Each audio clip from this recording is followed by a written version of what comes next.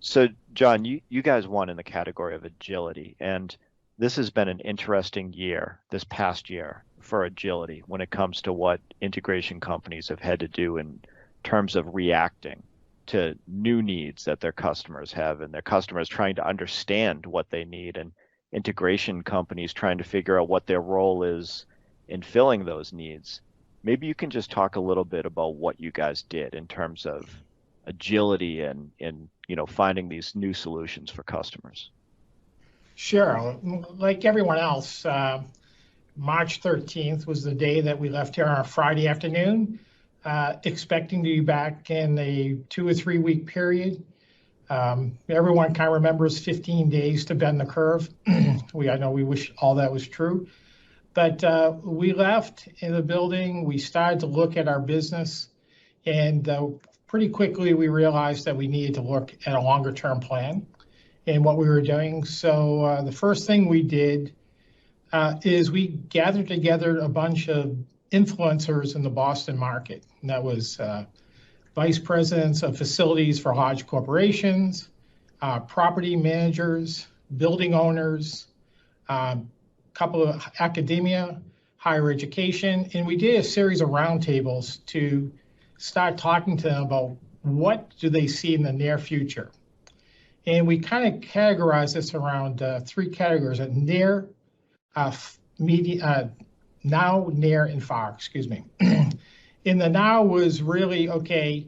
If people start coming back to work in the next 2 or 3 months, in April, May, June, what would they need to do to get back into the office?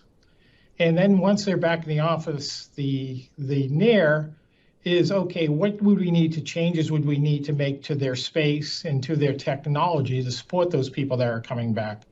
And then the far is, we were starting to see early on that this was going to be a real inflection point in the way that people look at space and technology and how it comes together. So with that information, we formed an internal team cross-functional team of people with our organization, people from my group, the AV technology group, our furniture group, our architectural products group. And we sat down and said, let's now address the now. The things we heard immediately was, how do we get people back into the building safely? How do we get large numbers of people back into the building? Because back at that point, in the April, May timeframe, people were still thinking, oh, we'll be back in June and we'll have large numbers back. So we went back and we said, well, once they're in the building, what technologies do they need to support them in the building? And what physical barriers do we need to put in? And at that point, we didn't have as much knowledge as we had about the spread of the COVID virus. And it was really mostly around touch and cleaning and going forward. So with that, we went forward and put this team together and said, we need to give our customers a playbook or a guide or a program that will lay out what their steps are needed. And with that, we went back and looked at a number of different research. We researched and looked at a number of different tools that we could use. And we started to put together a total solution to help our customers.